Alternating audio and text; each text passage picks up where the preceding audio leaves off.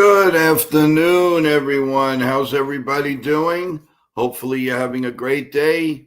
It is a nice day here in New York City, and we're very, very excited that our game is just about, in our lime site at this point for tonight, the Yankees and the Tigers. So we wanted to first say a big shout out to Charles, Sean Browning.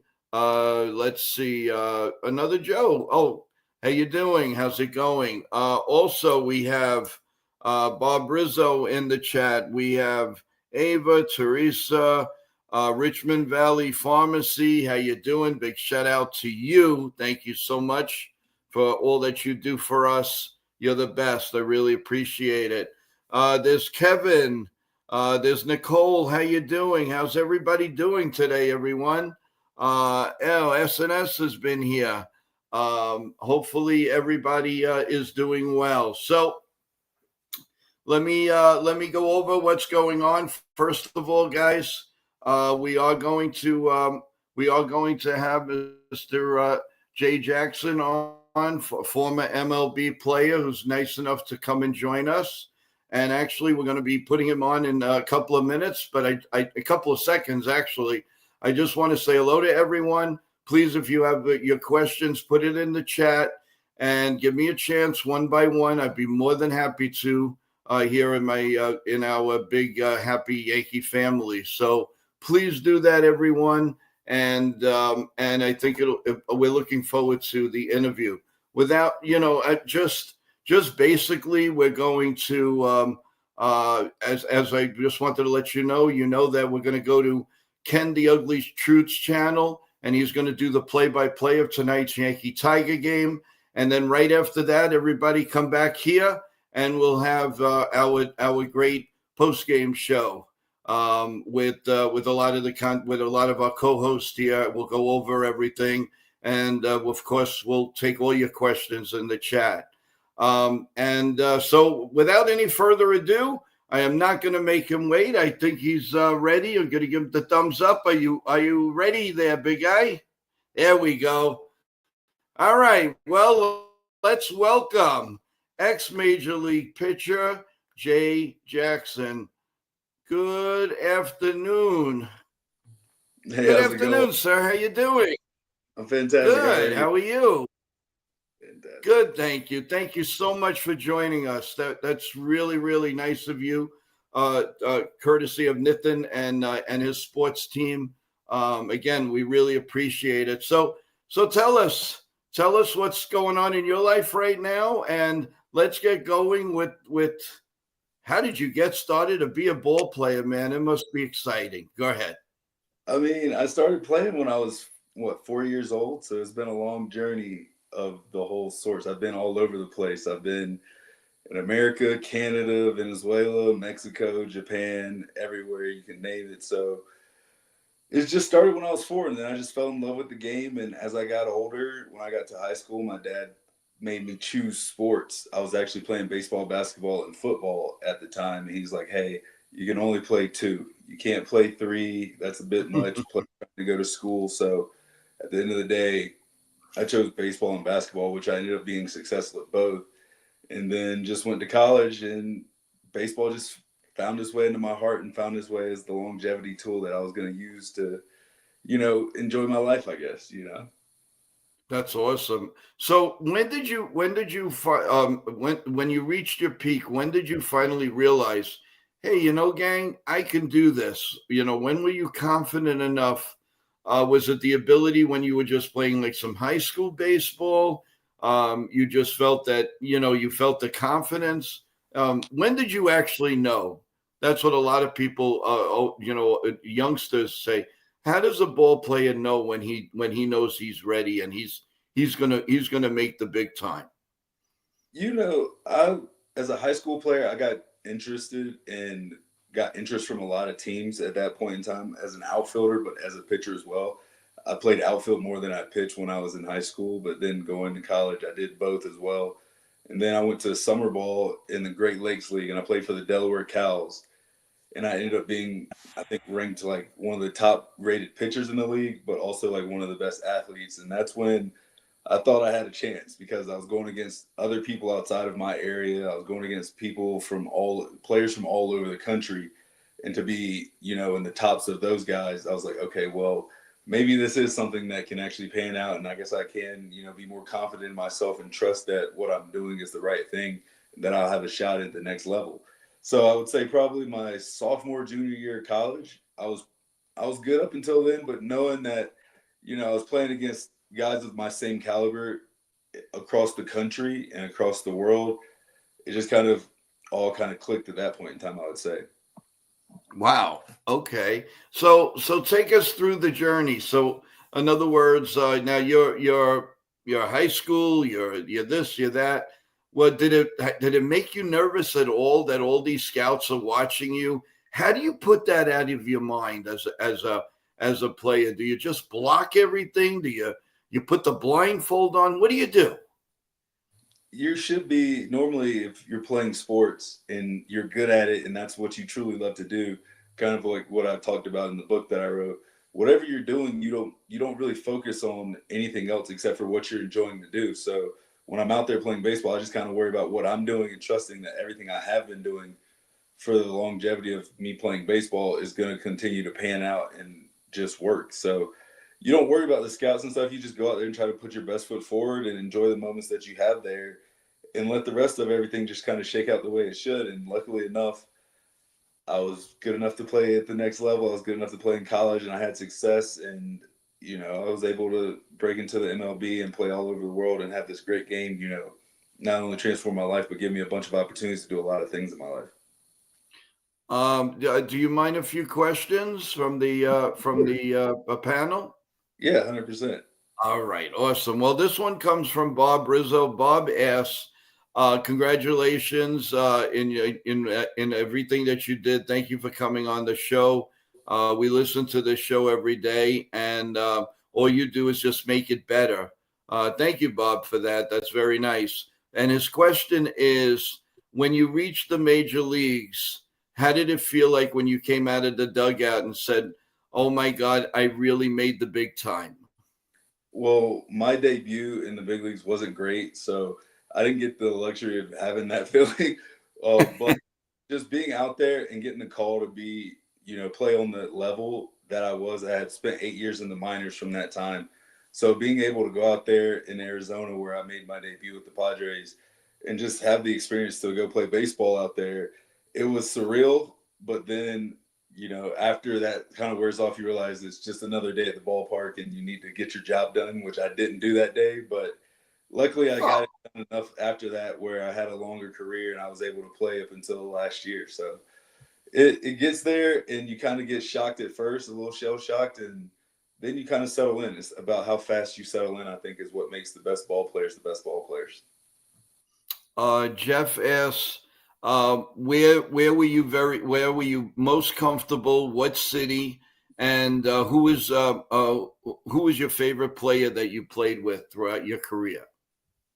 Um, Throughout my career, I've had so many teammates. I've had a lot of great teammates, from BJ Upton, Justin Upton, to Vladimir Guerrero Jr., Byron Buxton, Simeon Woods Richardson over the years.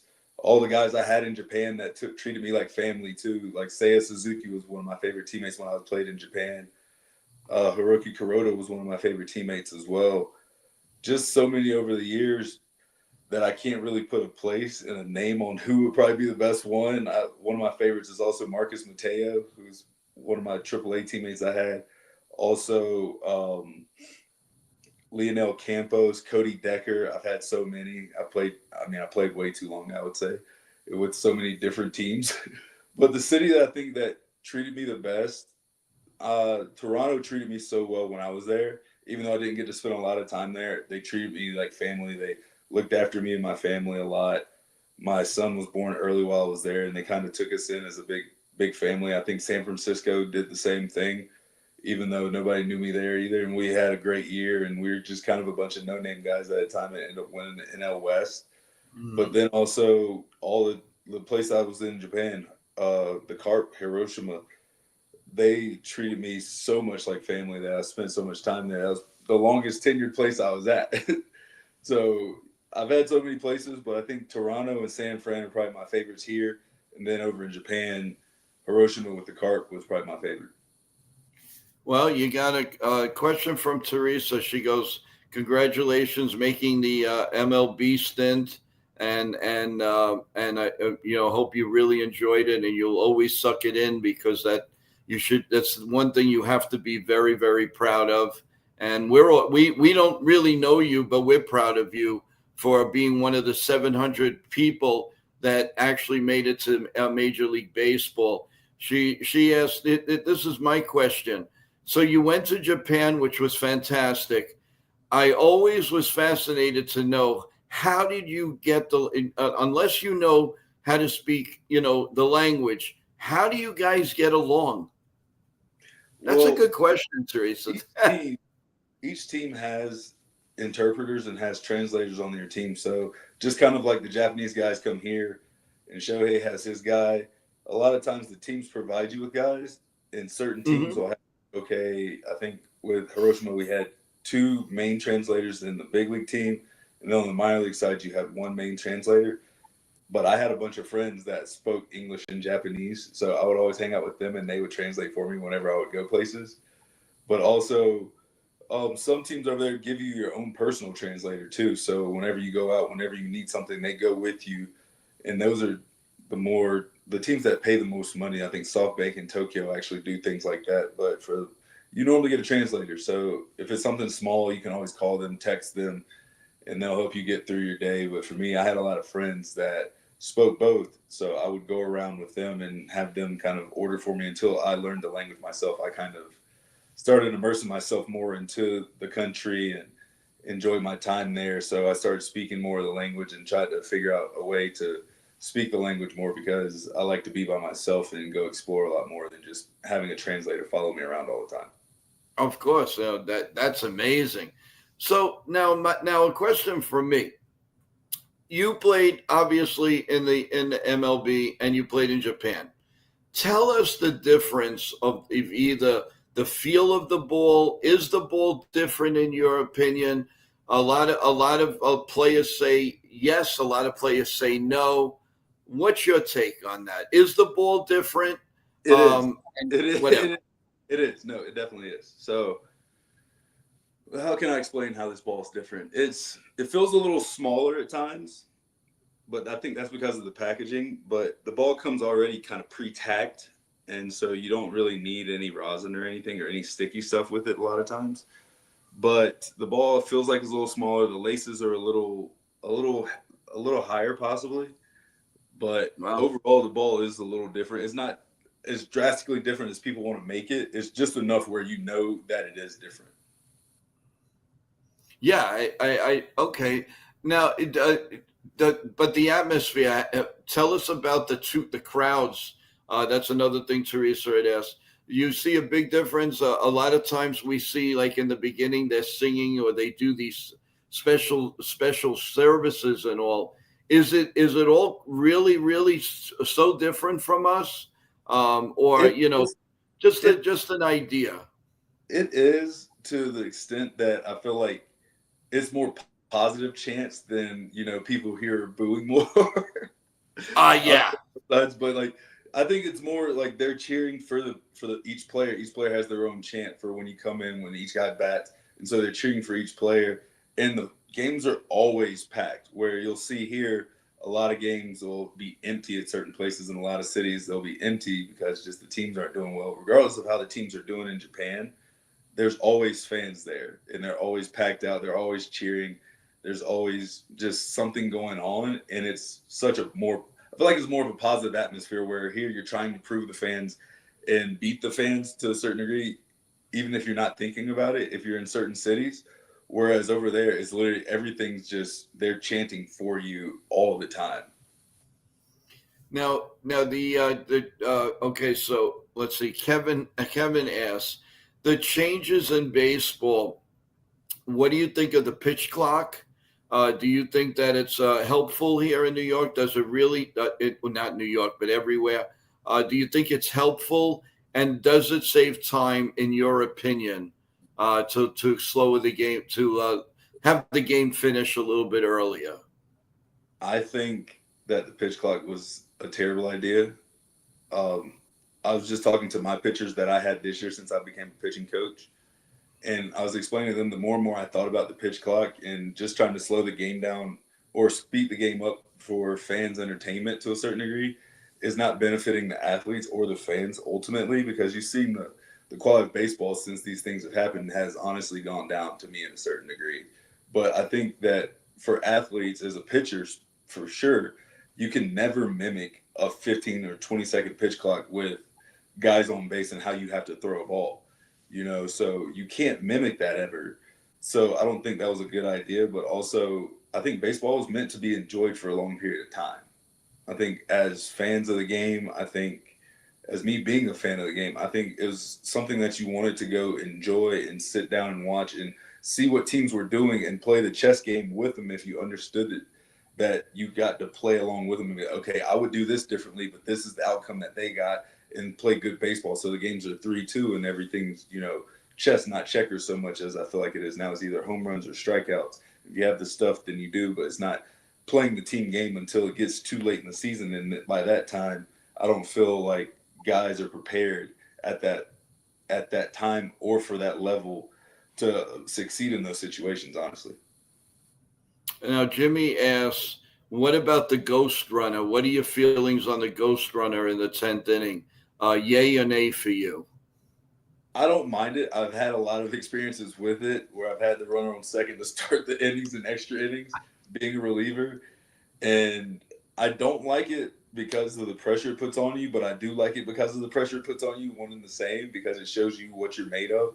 I think I like what we did in MLB Draft League this year, whereas you started the inning instead of a runner on second, you started with a runner on first base.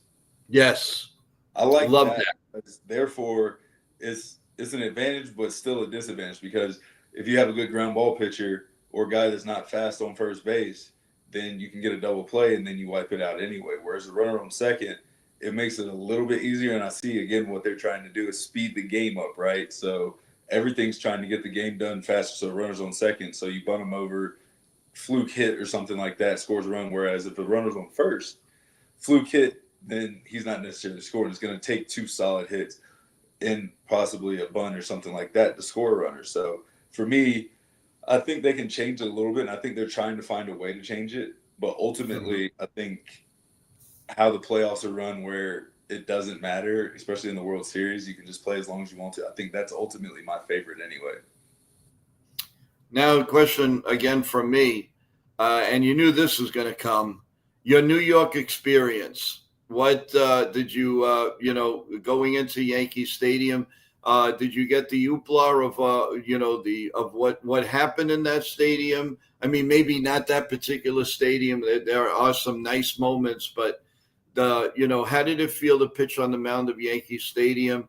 And would you have welcomed a trade to the Yankees?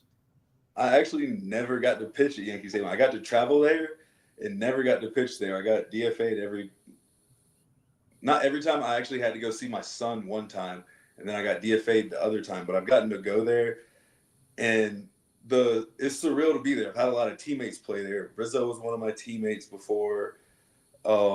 Just a lot of guys. Max Fried was one of my teammates too, and just being there is surreal. And would I have taken a trade to the Yankees? I would have taken one now, because you can have facial hair. Before it was, the facial hair thing got a lot of guys.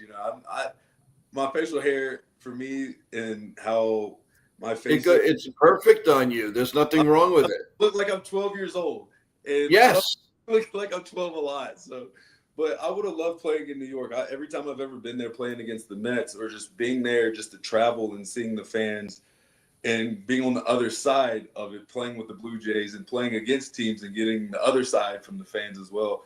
The passion that's there and the history that's there, I would have loved to be there and ultimately try to win a World Series there, because that's what it's all about. So I think I would have ultimately enjoyed playing there if I ever would have had a chance. But unfortunately, I didn't. And just, again, the rivalries and the fans and the atmosphere of Yankee Stadium and just everything about it, I would have it's surreal to even just step foot in the place, let alone be a player on the opposing side or to play for the Yankees.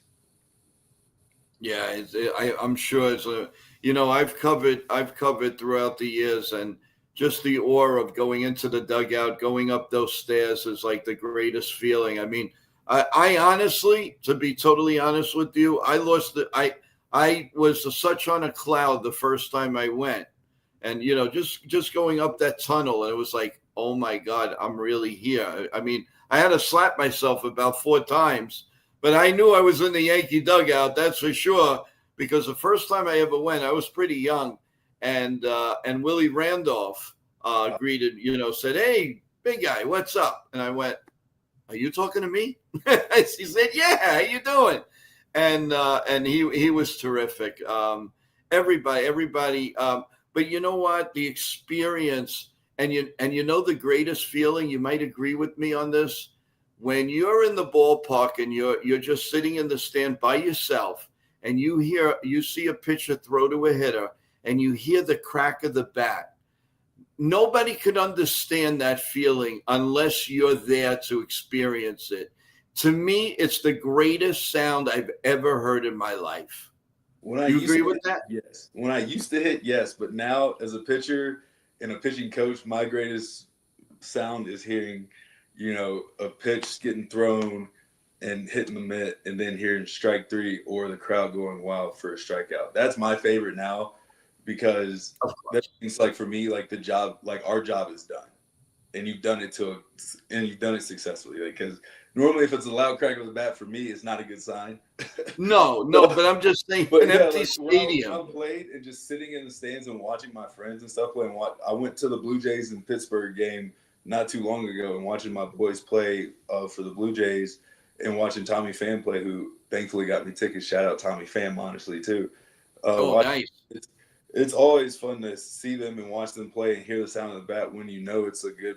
Again, home runs are always fun. Like if it's a good sound, good double, good loud, solid contact hit. Like yeah, those are great moments for sure. But for me, like I said, mine switched now for a little bit for different reasons. But Of course. to be a No, fan, I, I'm I, a I, fan. I was just fan of, Yeah, like I I'm a said, fan. it's an incredible feeling, and most people can't understand this. What do you mean it's the best?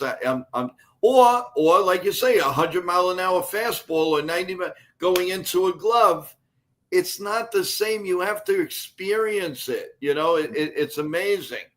100. Charles, one of our loyal viewers here, he wants me to ask you, who was your favorite manager? Let's see. In the big leagues, I would have to say favorite manager would be Pat Murphy's up there. Pat Murphy, and What a then manager! Snyder. Pat Murphy, John Snyder, my two favorite managers in the big leagues. In the minors, I would have to say Pat Murphy's up there again, and then Wow. Sandberg and Jody Davis. Those are probably my three favorites. Wow. Well, I believe that second one that you said is not too popular here in New York right now. I don't think so, but he's made some noise here and there. But yeah, no, Pat Murphy is one hell of a manager. I have to say. I mean, he's just unbelievable. So Well, and I'm glad you went that route. he knows. I think one of my old teammates, Cody Decker, kind of summed Pat up perfectly. Like if he has a bunch of veterans and a bunch of guys that are stars and superstars, then I don't think he's going to have as much success. But since he has a younger team that can buy into his mentality and he can teach them and guide them as much and guide them more, I think that's why he's having so much success. I think they figured that out with Pat, and that organization is who they are for. It's a small market team where he can get there and he's going to consistently have guys that are going to be in and out, where it's going to be younger guys because Milwaukee doesn't normally extend or pay big money to a lot of guys. So Pat's the perfect manager for that type of team. Them, possibly the A's, teams like that, where it's going to be a lot of young guys. Washington, I don't think he fits well. I'd like to see him in a big market team, but I don't think he would fit as well in like a Boston or New York. Um, possibly at Texas, possibly in LA, one of those type of places. Well, do you think he's fighting analytics a lot, in your opinion? I don't think he does. I think he uses them to the advantage of his ball players. And I think that's what he sells a lot of guys on. Like the team in Milwaukee, they use analytics to a great advantage for their guys and to get free agents there and to sign guys and just to get their players to understand what they need to do to be better. But I think Pat puts them in a position to use those analytics and not think about it too much and gets the best out of those guys and forces those guys to trust themselves and gets the best out of them as well. What's amazing about Milwaukee is, I mean, so many games. It's a packed house all the time, and I'm glad for the city. I'm glad for Milwaukee. They're a nice team that you don't mind rooting for. Just not when you play the Yankees. I mean, I'll put it that way. But out of all the teams, let me ask you something, Devin Williams? What do you see? I mean, is it? Do you think it's the pressure of New York? Do you think that home run that he gave up to Alonso is still in his head? What, if anything, if you've seen him pitch, what do you, to let the Yankee fans understand, what did we do? What did we trade for? And where do you think he fits at this point? I mean, it's the AL East. Everybody says this. That's the adult league, right, of Major League Baseball. You get to the AL East. That's the men's league. That's where boys become men to a certain degree. But I think out of Devin, he's just got to get settled in. I think he's just kind of psyched himself out a little bit. Being there, he had a bad start. Then he went through a phase.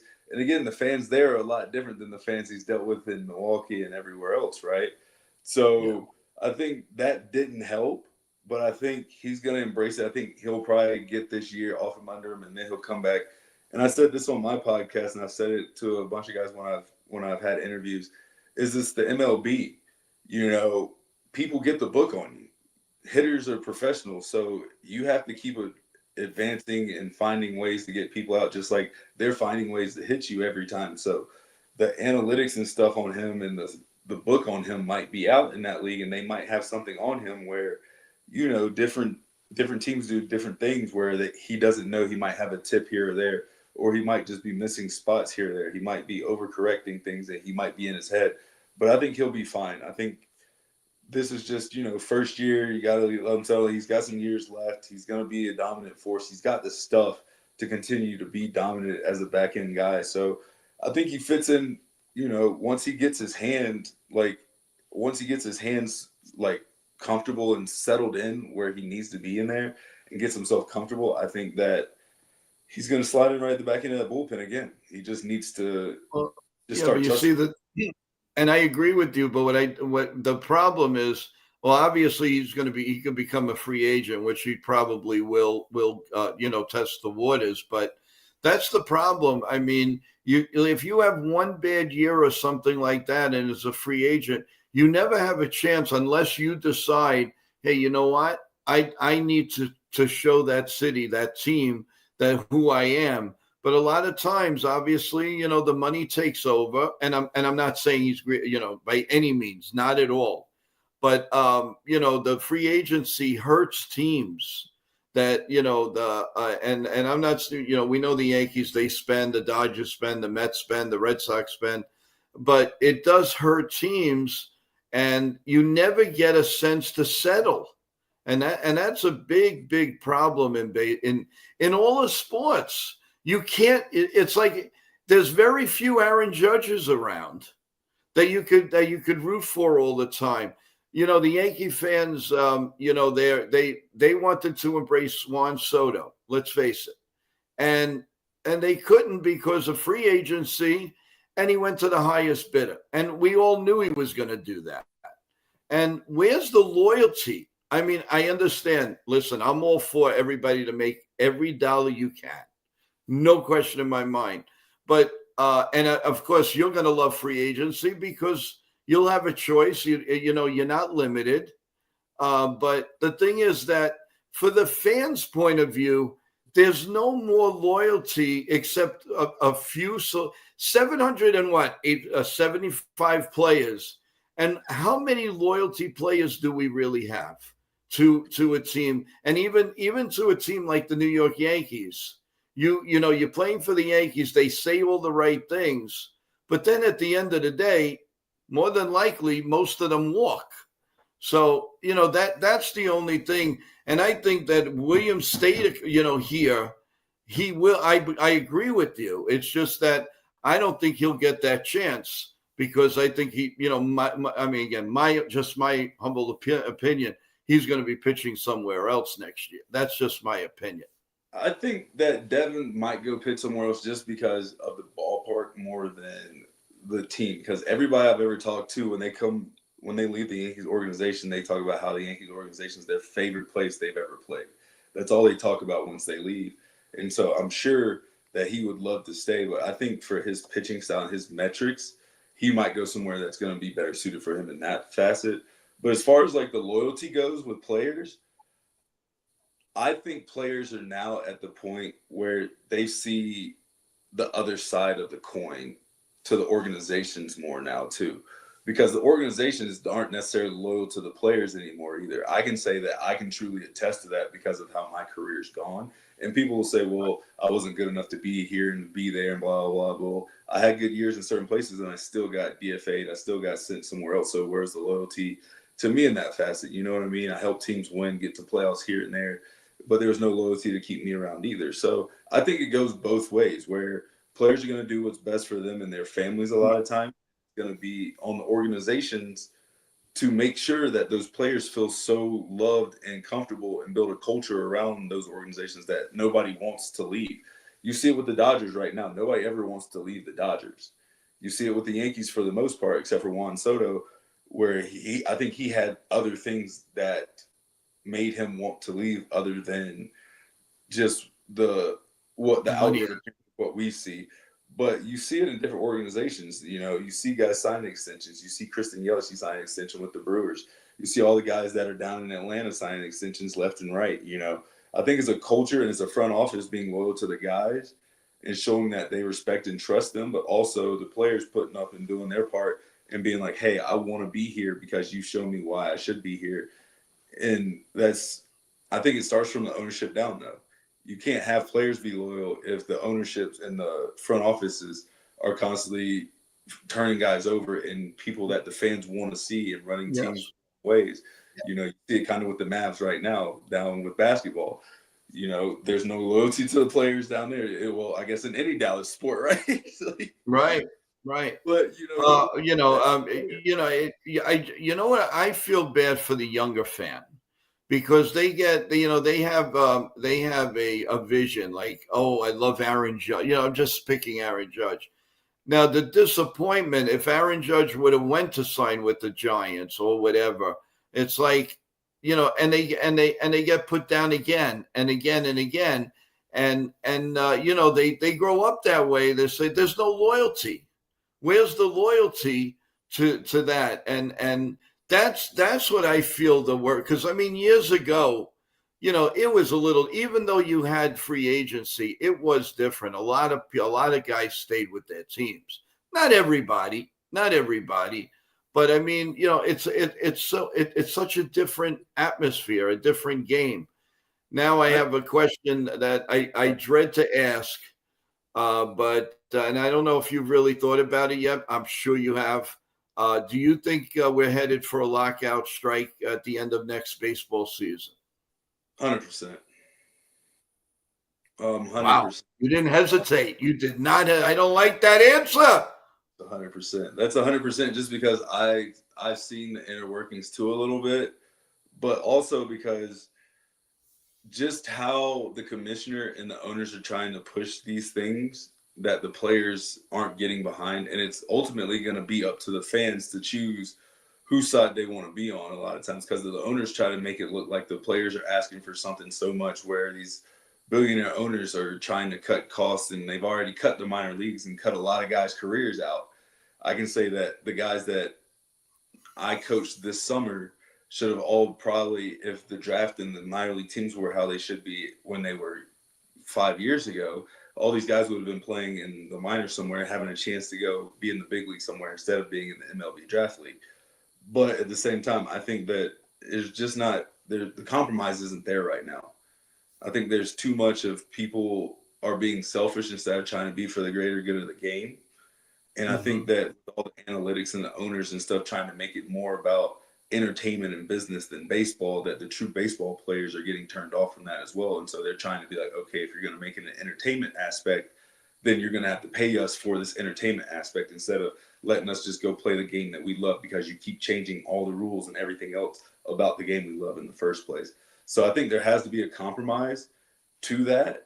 But I don't think, honestly, that the owners are willing to do that because of who they have in place in the front offices, where it's a lot of guys that have never played baseball before, so they can't relate to the guys and get to the point where they can come to that compromise. Yeah, and again, that that's my point. So the do you see like there'll be with the rule changes? Do you think we'll get a nip and take? Maybe get away from the phantom runner. Well, we'll give into this, but get rid of this and do this, and then the can of worms is, what about these umpires? Because everybody in creation is complaining about the umpires. They are not doing a good job, and I know it's a hard in a rock place, but I know here on the show, the umpires are getting rocked all over the place. They're trying to be bigger than the player sometimes. Oh, When and they and yeah, and we're not there. We're not paying to see an umpire call strike one. We're there to see, an Aaron Judge. We're there to see, a Juan Soto. You're there to see these types of players.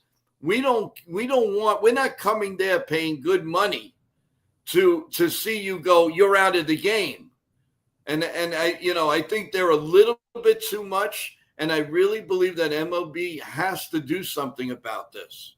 They are a little bit too much now. Now I always stick up for the players. I got to be honest with you. But this one is no different.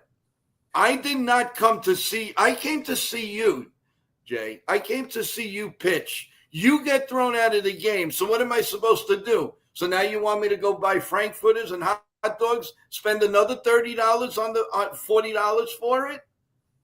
I didn't come for the umpire to be yelling and screaming at my manager. no, So 100%. that's got to change, don't you think, in your opinion?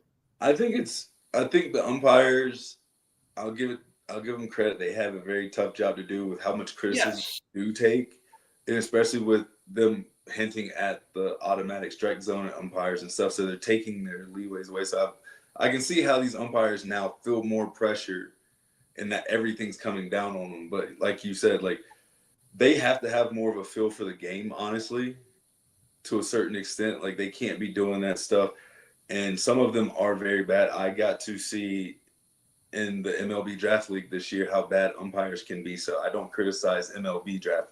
I mean, I don't criticize MLB umpires as much anymore after the umpires I had during the season. I just had. I'm gonna leave it like that. But in the same vein, they do the same thing. They think they're bigger than the game a lot of times. They don't know the situations. They end up trying to do more than's allowed. But I think that's because the ownership and everybody else is trying to take everything away from the game that we grew up loving too.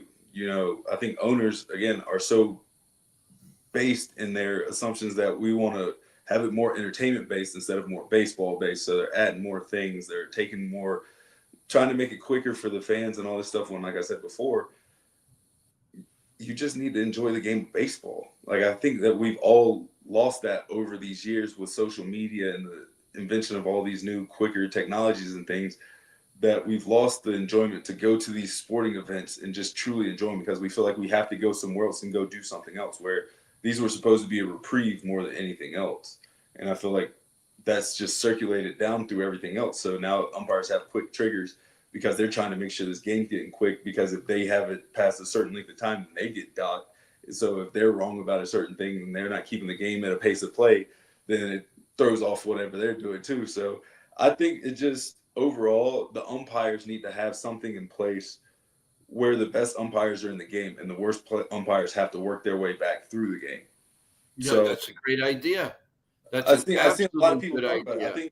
I think Scherzer They brought it should up. go by the rate, by the percentage of what they Exactly. do, the strike Exactly. zone, and we analyze that. We have Ken from The Ugly Truth, who has a podcast, and he's a co-host here.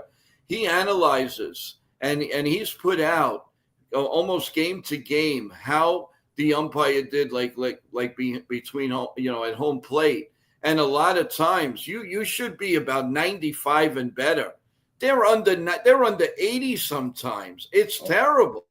I know, and I think that's again a fault of just everything that we've gone through with this game, of them changing it so much, trying to make it so much quicker. Where umpires, I mean, granted, you see guys back in the day, Greg Maddux and Tom Glavine and all these guys that were expanding the strike zone by like 6 to 8 inches all the time, right? Right. But Right. you could do that because you were hitting the spot so much. Where now it's, I feel like, not you're hitting the spot so much. It's I'm trying to get this game over quicker because people are going to be mad at me if it's long. Like, instead of it just being like, let's just enjoy, make sure I get it right. Let's check this thing, make sure we get it right, and then go from there. But I feel like we've made it such a thing where we're trying to get in and out instead of just be like, let's go play baseball. Yeah, and it's harder on somebody like you because if you throw a perfect pitch and your catcher aligned it beautifully and they call it a ball, now you got to say, okay, if I do that again, it's going to probably be a ball again. So you have to change your pitching, and of course the hitter's going to know that, and he's going to whack the ball, and it's not fair to the pitcher. 100%. It isn't fair to the pitcher. It's not right. What is? I mean. Baseball was such a beautiful, beautiful sound game, even up to 10 years ago. And then all of a sudden, all hell breaks loose, and it just drives me crazy. And you can't. How do you defend it? You can't. You can't. And I think I just saw something that Charles just said in the chat too about how the prices of tickets are getting outrageous too, because again, trying to make it so much more of an entertainment thing than just a baseball thing.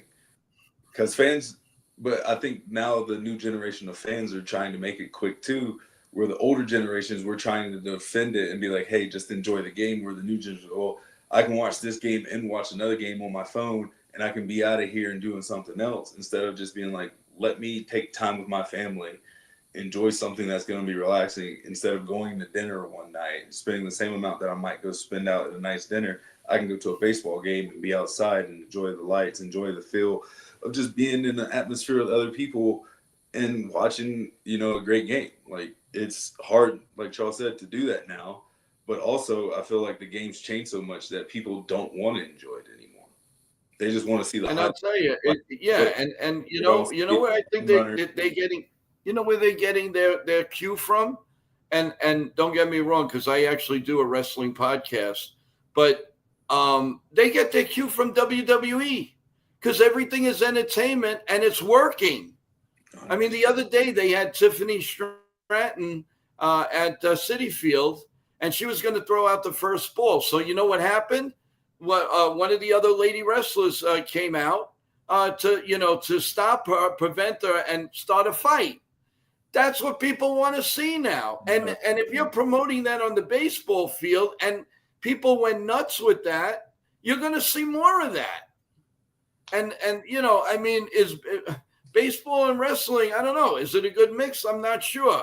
I like it because, I mean, I cover both, but it just doesn't make, I don't know. The entertainment is just too much. That's why you see the Savannah Bananas being so successful right now too, though. Yes. It's honestly true. Yes. The true baseball fan enjoys the Savannah Bananas but knows the difference. But everybody's going to the Savannah Bananas games now because it's something that's just relatable and it's just entertainment. But if you ask a lot of the baseball players if they're going to go watch the Savannah Bananas or if they would ever go play for the Savannah Bananas, they're all going to be like, no, like we wouldn't do it. I mean, some would, but I think the majority that I've talked to just feel like they don't want to be part of that much of an entertainment of baseball. I feel like where we're at is more than enough of how it should be. I mean, years ago, you watch a World Series, you watch a playoff, what the managers, the strategies, the bunts, it's all gone. It's all gone. And I mean, I really hope one of these days, maybe with the listen, I don't want to strike, and I hope that if they do it, they do it right away, so they have all winter long from the last out of the World Series next year to going February 13th, 15th, whenever they go, and it'll be settled, and at least they'll have 4 months. I know it could take up to a year for all we know, but baseball doesn't need to be on strike in the regular season. We all know what happened in '94, so we don't want that again. Nobody wants that again. No, Nobody, nobody. and it's tough. Now you had mentioned something, and I don't want you to think I jumped over it. You mentioned about your podcast. Talk about it a little bit. Tell us when people can hear you, and tell us a little bit about your show. So my podcast, I'm doing two right now. I have my podcast with my co-host Trayvon Robinson, who is an ex-major leaguer as well, played for the Seattle Mariners. We do a podcast that was just going through baseball stories of former teammates that we had and just talking about baseball and just the nuances and just giving our opinions of just like regular conversations like we're doing right now. And now we're starting a different podcast, and that one's called the Brushback Podcast with me and Trayvon. And now we're starting a new podcast called It's Baseball Mate. That's pretty much just us breaking down baseball in the simplest terms for younger fans and families. And so we're just going to be having like little keys and tips and tricks and keywords here and there for people to understand, talk about the National League, the American League, kind of the foundation of baseball and things of that nature as well. But those are kind of the two podcasts I'm doing. But I've been coaching, like I've been talking about this whole podcast, Right. this whole interview. I started coaching, and I've actually created a baseball mentorship business. So that's kind of what my focus has been on right now is I'm creating a baseball mentorship business because a lot of our players now have their baseball coaches that work on their mechanics and work on their spin rates and go to drive line and tread and all this stuff. But then they come back and they don't know really how to pitch. So I'm creating a baseball mentorship program where these guys from the age of middle school, high school, college, even pros can call me or a couple of my coaches that are under me, and we're mentoring guys throughout their week. So they can call us each week and tell us how their week went, what's wrong with their mechanics, how they felt with their games and things of that nature, and get feedback and true assessments from guys who've actually been there before. Because a lot of times their trainers and coaches have played baseball, but 9 times out of 10, they didn't get to the same level as the coaches that I have on my staff. So you can trust that you're getting the best and realist advice from the guys I have on my team. So that's kind of what I'm working on now. And then just doing some baseball camps. A lot of different things. Hopefully hear That's something great. soon for coaching. So we'll see. Do you have a specific time that you can let the fans know when you're on, and they'll give you a holler? Or do you go on different times? What is it all about? We're going on different times. We haven't done our old podcast, the Brushback Podcast. That one is stacked with episodes on Spotify right now, and I believe it's on Apple Podcasts as well. The new podcast is going to be based in the United Kingdom. So we're waiting Oh, on our network that we're going to be using over there to officially tell us that it's ready to go, and then we can start dropping all the episodes then, and then we'll be on a consistent weekly to 2 times a week basis with that podcast. It should be out, I'm hoping, in the next month. But if anybody wants to follow me and know what's going on, I keep people updated, especially with the podcast, my baseball camps, and also my book that I wrote as well. oh, Yeah, awesome! Talk about it. Let's hear the book. yeah. So my Don't book be that so modest. Talk about it. yeah, so I wrote a book last year, kind of while I was going through the process of being with the Twins and going through the injury that I was going through. Because a lot of people don't know that all of last year I was playing with an injury. I had to end up getting a PRP in my left knee and my right shoulder, and then I got released right after that. So it was kind of No. sweet. But so the book I wrote is called 9 Innings to Living Your Best Life. It's a motivational, positive mindset, self-help book. Just, and you got a real version of how I felt and tried to stay positive and kept me going through the injury I was going through, and just gives you tips and everything to, help make your life more positive and just turn a lemon into lemonade. and be as positive as you can. It's got, instead of chapters, like most books, it's got innings. So we go like first inning, second inning, third inning. Excellent. Can they So buy this on Amazon? it is on Amazon right now. Nine innings to live Okay. on Amazon. So for me, it was just, just giving something back to the people that aren't just necessarily baseball fans. I mean, that are baseball fans, but just giving back my mindset and perseverance that, I've played baseball for 17 years. I've been through a lot of stuff, been through the ups and downs, went through the minors for a long period of time, made it to the big leagues, had to go back to the minors, made it to the big leagues, going to different countries, things of that nature. So just to help Yeah, but other look at the people. experience. I Yeah. mean, you can't beat that experience. That's wonderful. If you when you do get a chance and if you'd be so kind, send me the book and everything, and I'd love to put it on NY Yankee Mania for people when they come and they stroll on our channel. Because I think that's a real interesting book. As a matter of fact, I'm probably going to get it myself. So if you can put it on or send me a link or something, I would really appreciate that. That would be wonderful. I For would sure. like if I can help you in any which way, I will. No, I I mean, you're appreciate it. Thank nice enough to come up with us, and the least I can do is if we can help you. It sounds like a fantastic book, and I'm looking forward to seeing it. And if we could, we could help you out doing that. I'd love to do it. Plus, we'd like to have you on again. Now that you said all these little nice bits and pieces, you'd like for you to share it with our audience. It would be great as we get to the playoffs and all that. They do want to ask me, they are asking me, please ask him, who does he think is going to win the World Series? See, that's a tough one. That's a tough one for me. Putting you on the spot here. Yeah, I can't go against my predictions that I've made on other podcasts. I said that the Yankees were going to come back and win the AL East, but the Blue Jays were going to win the World Series. So I have the Blue Jays winning the World Series this year. Wow. And I think I have the Yankees and Blue Jays playing in the ALCS, though.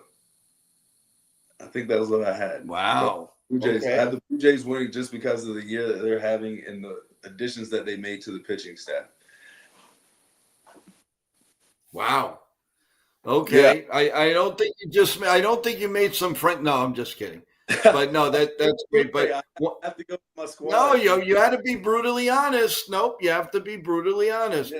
But we would love to have you. We would love to have you as we get closer to the pennant, to the races, and we would love to have you come back. By all means, please. I hope that you had a good time, and you were really a great guest. I really appreciate it, and please come back. I think the fans would love to hear what you're thinking as far as what the playoffs are going to look like down the line.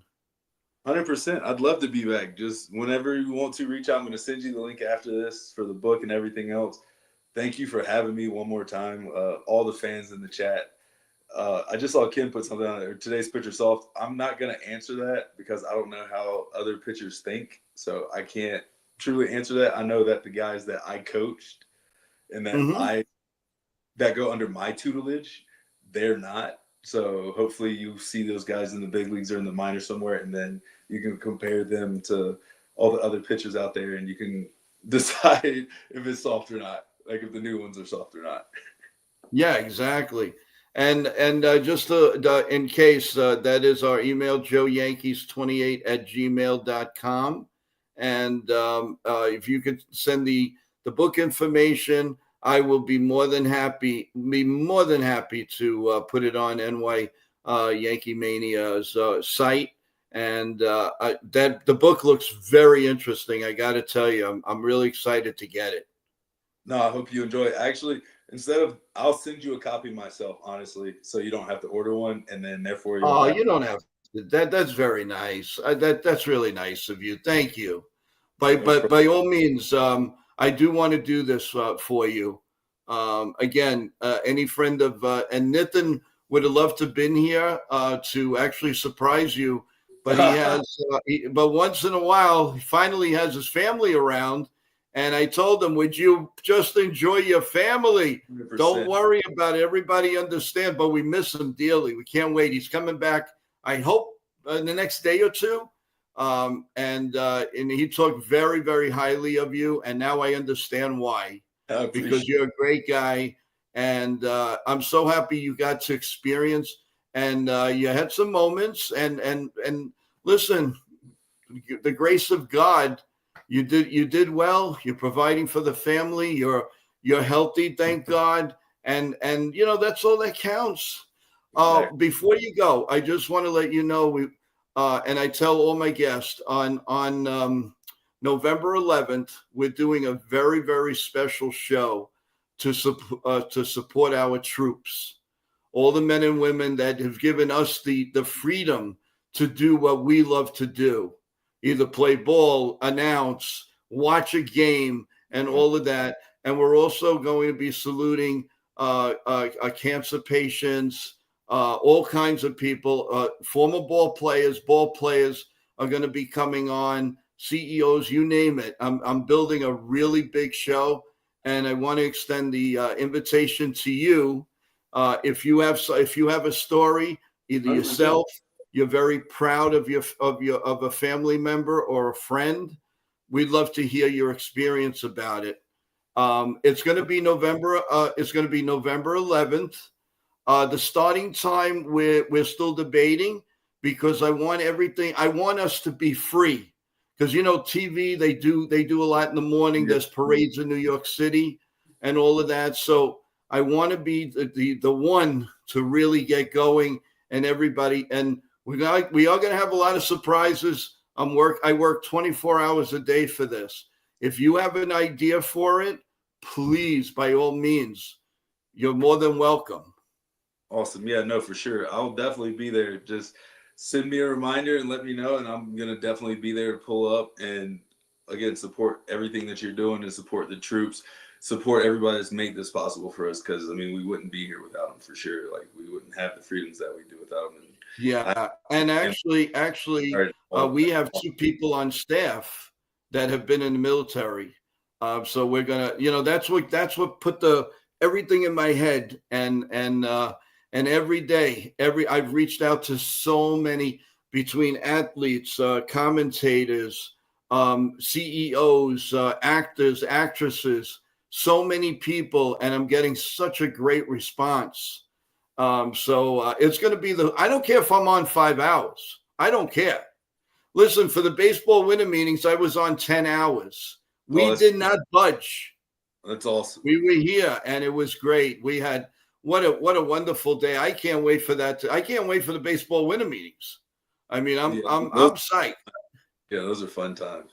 Yeah, they are. They're. I went to one in my lifetime, and it was like the greatest time. So, but yeah, no, I appreciate the thought with the book, and I'm real excited about it. And I will definitely put it on our website, and I'll send it to you so you see it, and it'll always stay there. I have no problem with that. And listen, you helped us. We want to help you. I appreciate it. No, thank you for having me again. Thank you for everything. It's been a fun interview for sure. It's been fun to chat and see everybody in the chat too. I appreciate everybody there and all the questions, and everybody just being fans of baseball and truly being fans of baseball. I appreciate it. Thank you. Yeah, we're like I said, we actually started Yankee opening day, and just keep building. And the fans, the chat is like is really family to us. And they give us yays and nos and ideas and all. And I can already see that your interview is very favorable. And I can't thank you enough. And we want to see you again soon. Good luck with your podcast. Keep us abreast of what's going on. We want to come and give you a shout out. Will do. I appreciate it. Thanks again for having me. Have a great, great day and enjoy. God bless you and your family. Yes, sir. You too. Have a great day as well. Take care. Thank you so much. All right, there you go, guys. Great interview with Jay Jackson. What a guy. What an experience. Hey, I get a free book. I'm really happy. I'm excited. But I will tell you that as soon as he does, to me, that book looks inspiring for each and every baseball fan. I would truly, truly, when I do get it and I read it, and I'll put it up. I'll give you experts on it if you. And I think you should definitely, get a copy of it. That looked excellent. And I like the layout. The first inning, that was pretty good. So if it's as good as it sounds, then he's got a really, really good thing going. So, and I want to thank you guys for all the good questions between Charles and Ken and everybody else in between. Sean Browning, thank you so much. And we do have, first off, again, please subscribe to the channel. I want to get into, don't forget about our big show tomorrow with Caterina Michio. It is going to be an incredible show. It is all over the place. She's been out there. She said such a nice thing about me on social media with her coming on. So there's so much going on. 4 p.m. tomorrow. Get your questions on the link already, guys, so you're ahead of the game.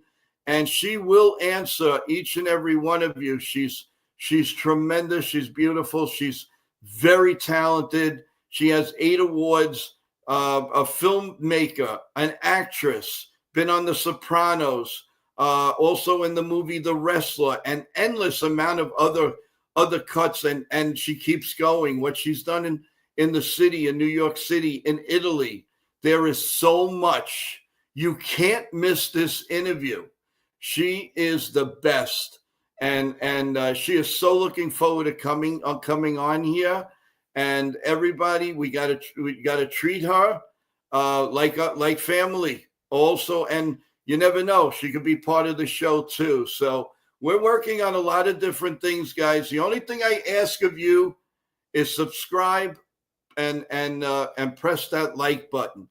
That's the most important to us, not only to me, to you. The more you subscribe, the more we can do, the more giveaways we can do. As you could see, the interviews, the guests are endless, and way more to come. I can't even.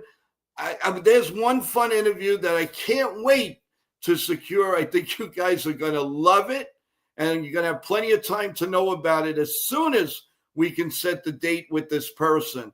And all I can tell you is he's associated with the New York Yankees. That's all I'm going to tell you. That's all I'm going to tell you. But it's going to happen. Just don't know exactly when yet. But what we do know is that the Yankee lineup is out. So how about we go to it? All right, leading off is going to be Trent Grisham. He's going to play center field. Aaron Judge is back in right field, batting second. Cody Bellinger will bat third and play the outfield. Left field, of course, Ben Rice will be the first baseman, batting cleanup. Batting fifth, Giancarlo Stanton at DH. Batting sixth is Chaz Chisholm Jr. at second base. Austin Wells will be batting seventh and catching. Anthony Volpe will be at shortstop and bat eighth. And batting ninth, Mr. Vacuum Cleaner himself, Ryan McMahon, and pitching, Will Warren. Will Warren will take the ball tonight. It's a pretty big start for him. If he can navigate that Tiger lineup, it would be fantastic. So a lot to look forward to in this game. Let me give you also, if we can get it here. Hold on a second. Let's go to the schedule tonight, guys, because that's really, really important. Let me get it. Here we go.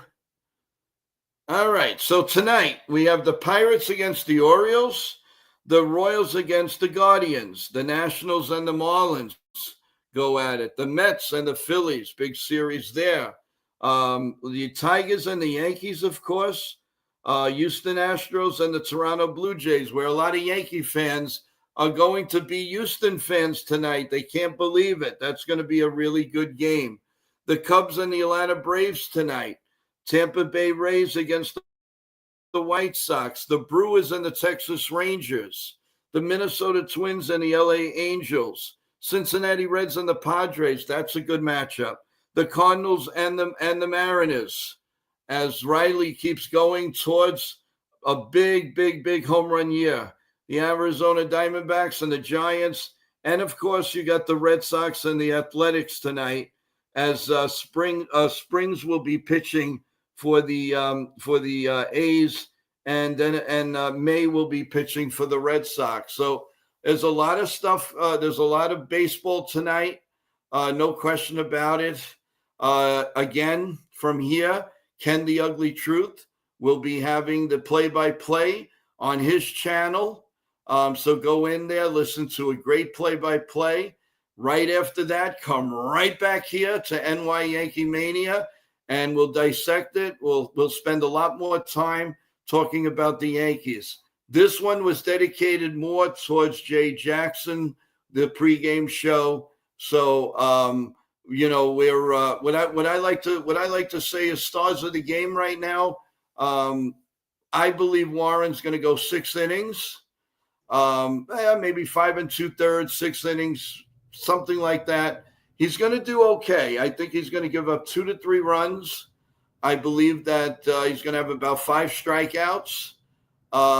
Might be a home run, but I think that's going to do the damage. I do believe the Yankees are going to get at least 5 runs tonight. I just get that in my crystal ball. I think that Cody Bellinger is going to play a big part tonight. And I think Giancarlo Stanton is gonna get into one. I'm just a big feeling tonight. And the Yankees stay focused, play the inning by inning, as I've been proclaiming time after time after time after time again. You win the inning, you win the game. That's as simple as that. Don't look at Sunday. Don't look at playing the Red Sox. Don't look at tomorrow. Don't look at anything but what's at hand. And I'm not going to say it's right in front of us, because I'm sick of that with Aaron Boone saying that. Doesn't have to say it anymore. We do understand that. So it's right here, inning by inning. At the end of the game, you got to have more runs than the other team, correct? So that's what we need. That's what we're looking for. Don't worry about what the Red Sox are doing. Don't worry about what Toronto's doing. The Yankees have to win. If the Yankees don't win, it's a moot point, because another game comes off of the package. Of course, you want the Toronto Blue Jays to lose. Of course we do. But the Yankees you can't just back in. You got to go out there and you got to have the Tigers leave here saying, oh no, if we come back here, we're going to have to play these guys. You got to make them feel uncomfortable again. Where is that feeling? You want a ball team to leave Yankee Stadium uneasy. They're too comfortable, especially the Red Sox, but we'll get to that over the weekend. You got to make them uncomfortable. What happened to that? The years past, even up to last year, you made a lot of teams uncomfortable. They're not uncomfortable anymore. They come here and they rule. That's enough. No more ruling. We're the rulers. The Yankees, the Yankee fans, Yankee Stadium, what happened to that? The roll call is not enough. We got to dominate. We got to win. It's about time to motivate this team. The roll call's not enough. Keep going, keep rooting, do whatever you do. You sure pay enough for it. What happened to that? Nobody's afraid of the big bad New York Yankees anymore. I mean, really, enough. You know, people go to Fenway Park and they're uneasy. They come to New York. Oh, let me hit a home run. It doesn't matter. They don't, No, you can't do that.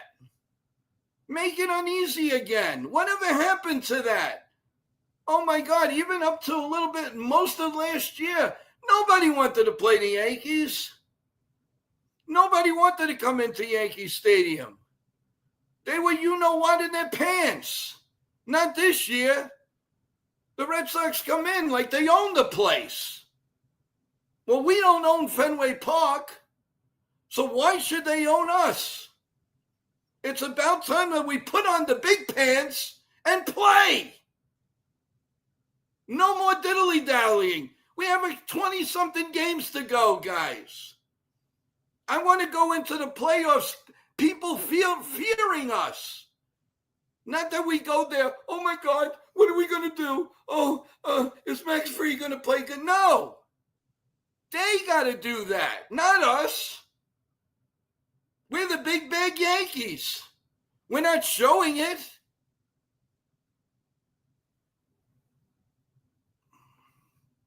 It's about time. Now's the time.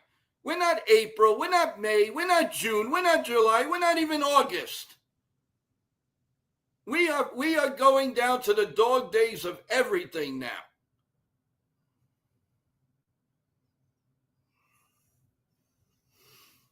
Well, NTBG says if it's a tourist thing, then what are we even talking about? Yankee Stadium could be a joy to be at. But everything, like Jay was saying, entertainment. Well, screw entertainment. Baseball. It's a kid's game. Play it. MLB, wake up. You want the kids to play baseball. You don't want them growing up going to play something else, soccer, basketball. We want them to play baseball. That's what it's all about. Let's put it to use, damn it. Enough. I'm tired of entertainment. You want entertainment? We'll go to the WWE. Let's bring them in. Yeah, it's a form of entertainment, but it's baseball. It's the American pastime. It's what soothes us when we're having a bad day.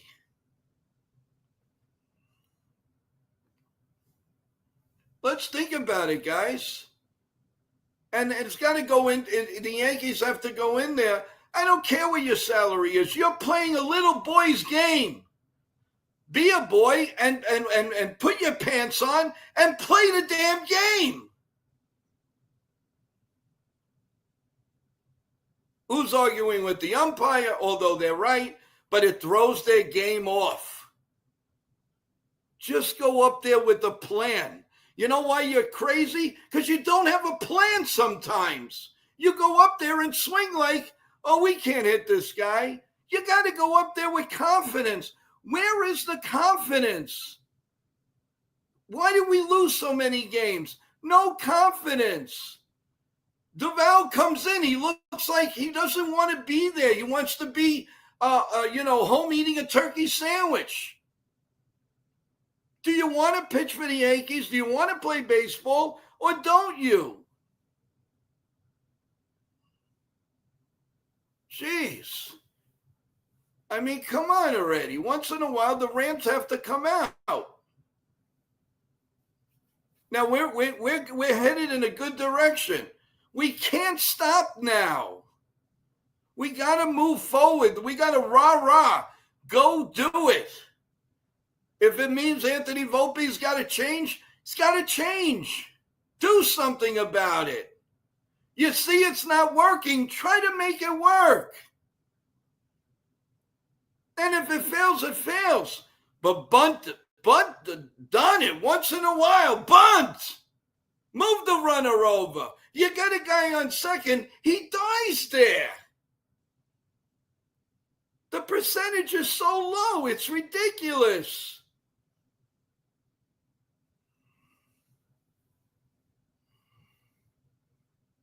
You know, I like I said, I don't mean to be, going. It's very frustrating. And then when to hear a ball player that just retired turn around and say it's now entertainment. There's no fun in it anymore. And he's right. The umpires pretty soon are going to start dancing like the bananas, because that's what it's a joke.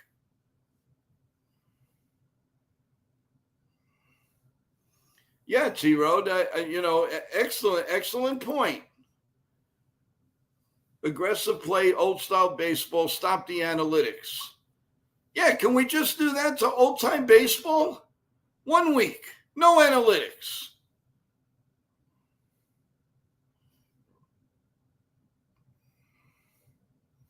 Well, okay, Jake, if that's true, they keep throwing him out there, though.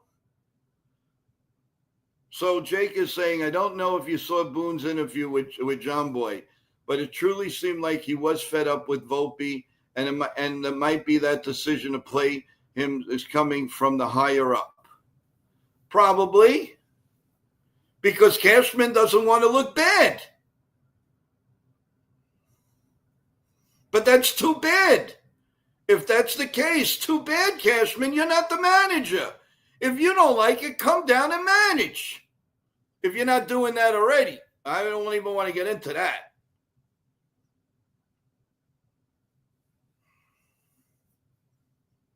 I mean, come on, guys. Let's be real here. Enough is enough. I am tired of these teams coming in and ruling the New York Yankees. You don't see that in Dodger Stadium. You don't even see that in the Mets Stadium. Yankee Stadium, it just seems like, they come, boom, boom, nice and comfortable. They do this, they do that. Where is the pride from the Yankees and the fans? Too many people are coming in from the other cities and rule Yankee Stadium. It's baloney. I will never forget, and I have it on videotape, seeing that World Series, the contingent of Dodger fans coming into Yankee Stadium last year was retarded. Excuse my language. It was ridiculous. 161 River Avenue was flooded with Dodger fans. Flooded. Where were the Yankee fans?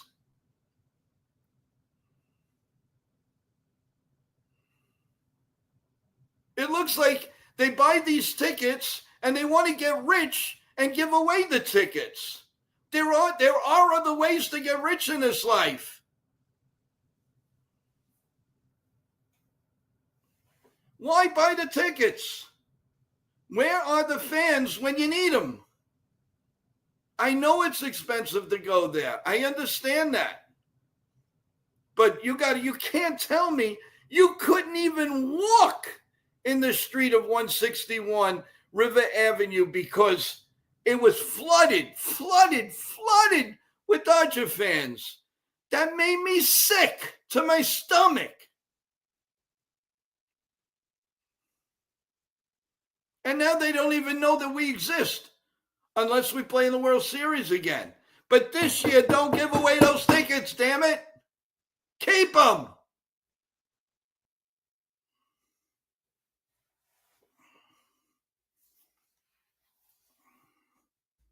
It just gets aggravating. It gets very aggravating. We all root for we're all rah-rah the Yankees, but yet we're not there. And I understand it a lot has to do with the ticket prices. I truly understand that. But there are Yankee fans that do buy a lot of the tickets. Where are they when we need them? They're nowhere to be found. And then and the true colors come out when the Yankees are down in the game and ready to lose, everybody takes off their thing. Oh, we're a Red Sox fan. Oh, we're Blue Jay fan. Oh, we're Dodger fan. Oh, we're Met fan. Where's the true Yankee fan in Yankee Stadium anymore? You have it in right field. You have it in the bleachers. But you can't tell me that, the upper deck, there are no Yankee fans. I am tired of it. And and everybody complains and complains and complains. Do something about it. I'm not just talking about the fans. I'm talking about the team. 27 championships. When the heck are we going to see 28? Millions and trillions of dollars and pouring in, pouring in, pouring in. Do they win? No.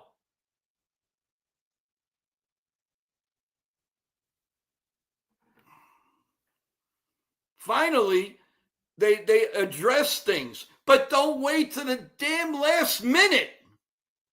Address it.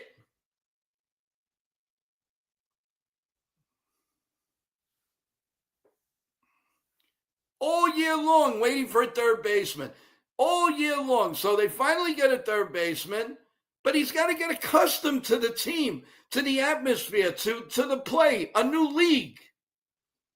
It takes time. These deals don't just come up over, I wake up and say, you know what? Let's get Ryan McMahon today. No, they were thinking about it for a long time. I don't believe they weren't. I believe they were. They went 3 months with the worst bench that little leagues would be better off having. 3 months. April, May, and June. It took them that long to figure it out. They had 200 hitters on the bench, if that much. You wait till July 31st to do it. Okay, fine. At least you did it. But why do you wait so darn long? You let everybody settle, and then you get the garbage. Sheesh. For a Yankee brand, that's kind of, I don't know what kind of thinking that is. And then they love their prospects, and they don't bring them up. They don't bring them up. Wells was suffering, couldn't hit a dime, couldn't hit a lick. Do you think about sending him down and giving him 100 at-bats in AAA? No. The Met catcher, and I'm going to always say it, the Met catcher was struggling mightily, as bad as Wells. They brought him down. When he came back up, he was a different player. Unfortunately, he got hurt. But he was a different player. He was getting hits. He was catching better. He was winning games for them. The pitchers loved pitching to him again. So why are the Yankees so different that they couldn't do that? You had catchers down there. They could have survived with Ben Rice and JC and a couple of the catchers they might have traded. You can't tell me no. And the same thing with Volpe. But at that point, they couldn't do anything with Volpe because they had nobody. Cabrera got hurt. Peraza was just no bat at all. And then they get the players, and what did they do? They sit him once. Why even get a Rosario if you're not going to put the guy in? He's got to be good for something. Give me a break. You know that he's a good hitter against left-handed pitching. At least give him that much. Give him an incentive to want to come back next year and be a part-time bench player or something with us. They give no incentive to these players to come back. The only reason why they're playing Trent Grisham more is because he's popping home runs. Otherwise, he would have been on the bench. Dominguez hasn't hit home runs, so he's popped on the bench. but it's still a lethal bat against the left-handed pitcher. I don't say play a right-handed pitcher. I don't say you don't want to play him the left-handed, fine. But what about Rosario? What did he do so terrible that you can't get this guy at bats?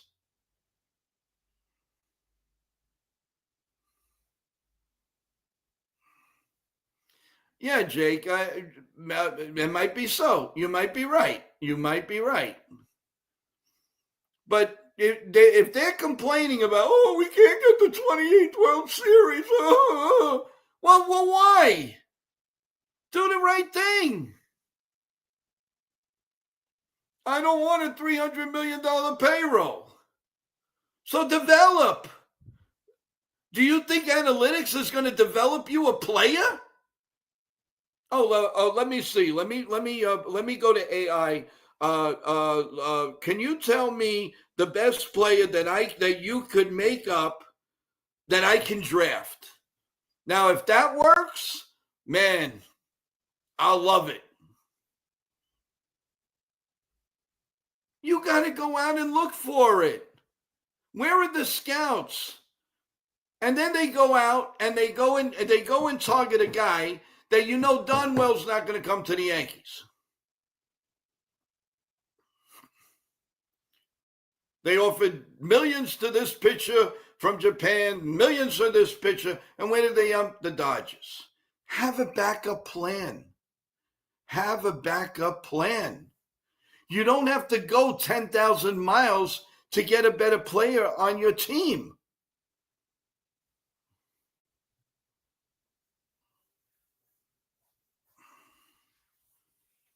I'm just, it just amazes me. It amazes me that can't happen. In a way, the Yankees, what they do with this is the way the Mets are as the second person, team in the city. The Mets always followed the Yankees.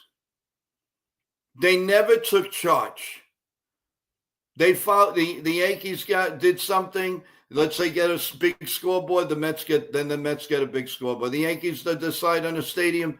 The Mets decide. The Yankees get the Yes Network, and the Mets get SNY. The Yankees do this. The Mets do that. And the Yankees do the same thing with getting players. They wait for the other teams, then they react. Well, why can't we be the first team to react for once and let the general managers know, oh my God, the Yankees pounced on this. When was the last time the Yankees pounced on a trade? Maybe Anthony Rizzo. Chisholm, okay. But Chisholm wasn't high on a lot of GM's list because he was, quote unquote, a troublemaker. But where did the Yankees beat out on any team when there's a rumored player to come to New York? I can't tell you the last time that happened. Maybe Hideki Matsui? The pitcher, Tanaka? They lost out on everybody. And why? They knew that some of these players were going to the Dodgers, and you can't tell me no. It was all in writing. Anybody with half a brain knew that these guys were going. So you're offering $300 million, and you lose out.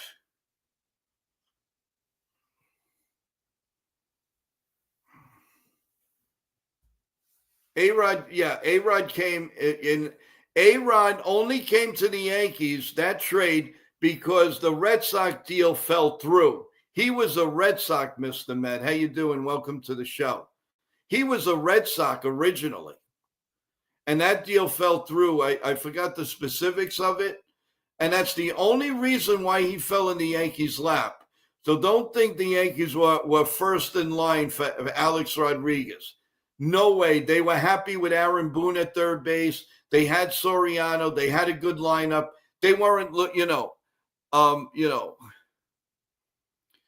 Yeah, well, no, you're losing Soto, but remember, how you doing? Not fan of banning.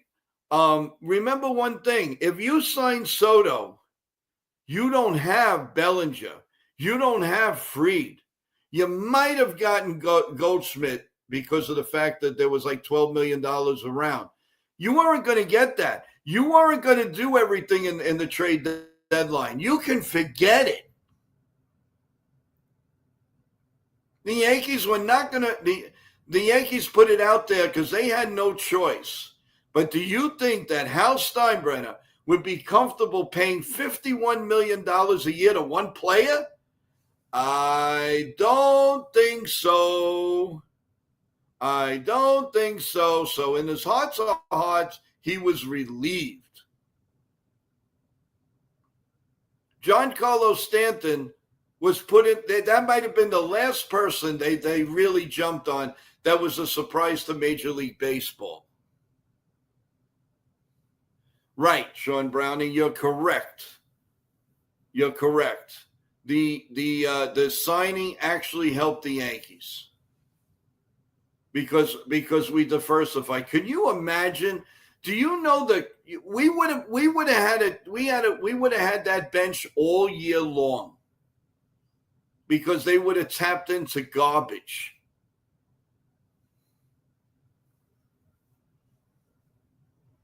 Well, James Paxton was a surprise. They were desperate. They needed a boost in that rotation so bad. They were crying for it. Now, I'm not saying every decision but they're always behind the 8 ball. Can't they be in front of it one time? Surprise once in a while. It was a great thing that they brought in Bednar, right? Everybody loves David as our closer. That was a good thing.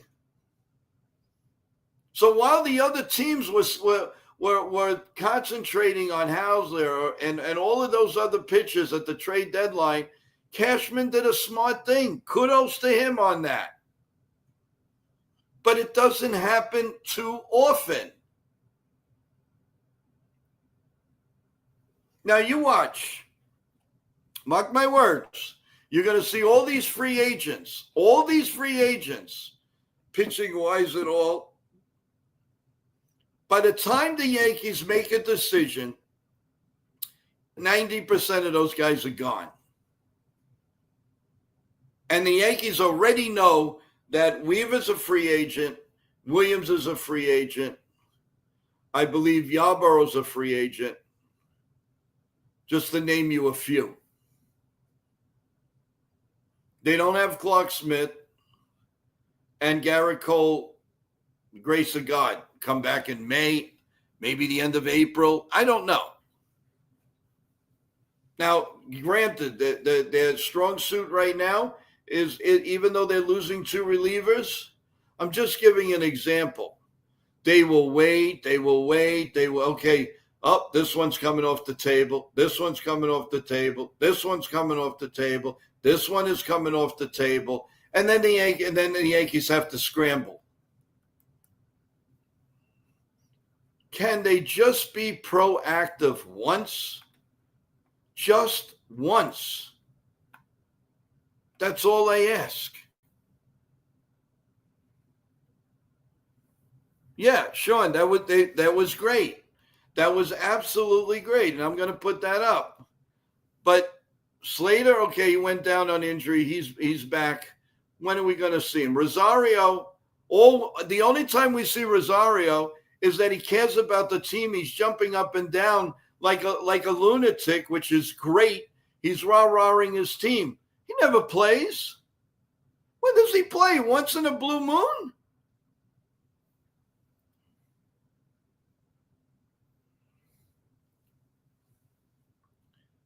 So not fan for banning, but Joe, you forget most teams can trade for anyone. Imagine being the Rays or the Pirates. I understand that, but they're smart especially the Rays. The Rays organization's brain is far superior than 28 other clubs.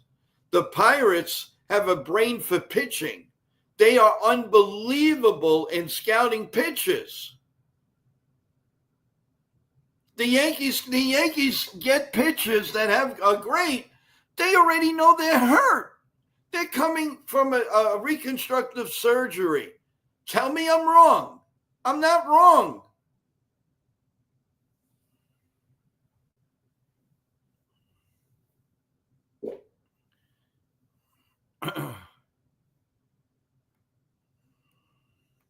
So that's where we're at, guys. I'm sorry for the little bit of a rant, but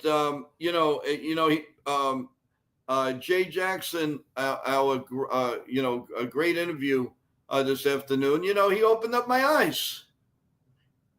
It's just pure entertainment.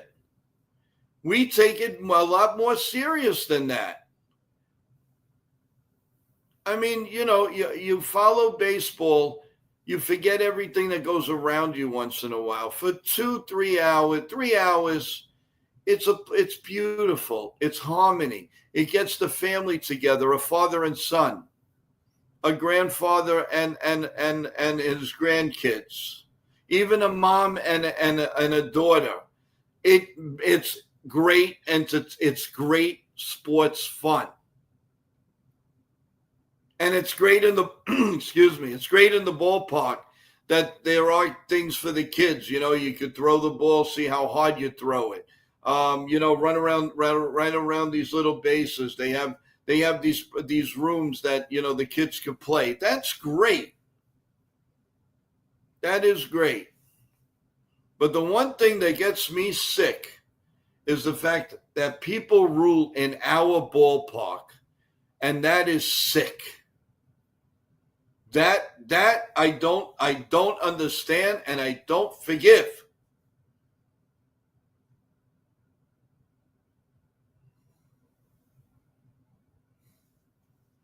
So that is the thing. Anyway, guys, we've been on for just about an hour and 40 minutes. We do have a lot of things to get to as we get closer to Yankee baseball soon. But I do want to say, so remember, go to Ken the Ugly Truth's channel at 7 o'clock, and you will get great play-by-play call. I'm going to try to go in, say hello to everyone, and say hello to Ken. Kudos to everything Ken does. He's amazing. He calls a great game. He's an analyst. He can dissect anything. You have questions for him. You ask it. If he can get it while he's doing the play, in between play-by-plays, he will. And then right after that, of course, I have the link out for about 10:15 tonight. But obviously, if they're only in the 6th inning or the 7th inning, we'll come on a little bit later. So you may see 10:15, but I'm not going to come on if it's not like around the 8th or 9th inning. It doesn't make sense. You do a post-game show because that's what you talk about, the game that's finished. But we will be in touch, and I hope I want everybody to enjoy it. Before we sign off, I just want to let everybody know, please. Oh, and by the way, there is some good news. Some people have come out of at least pressing the like button out of the 40%, which is now down to 38.5%. So that's a start, but it's still way too much of you listening to us or watching us the whole day, and you're not coming in and subscribing. As I said, how important that is to us. We here at NY Yankee Mania really, really appreciate if you could really subscribe. It would make the world of a difference. And just thank you so much. And so again, we'll pick this up at post game about 10:15, 10:30. The link is out. You want to ask a question, you want to go in there and talk a little bit, you're more than welcome. So thank you, everybody. Remember, tomorrow our big show after our morning show, which is of course a big show, but at 4 o'clock. That show is not a pregame show. That That is an incredible interview with Caterina Miccio, who is a well-known actress, filmmaker, and of course, an incredible artist. So much to do, so much that we are really looking forward to. So have your questions. That link is out. Put it in there. I'd be more than happy to go through the questions. She will answer all the questions that you ask as much as possible. Let's make her feel welcome, part of the team, because you never know. She will come back. So make her part of the team, and we will be right there with her. So thank you, everyone. God bless you all. God bless America. Let's go, Yankees. Star of the game, I still believe, is going to be Bellinger and Giancarlo Stanton tonight. Those are my two winners for tonight. We will see you later.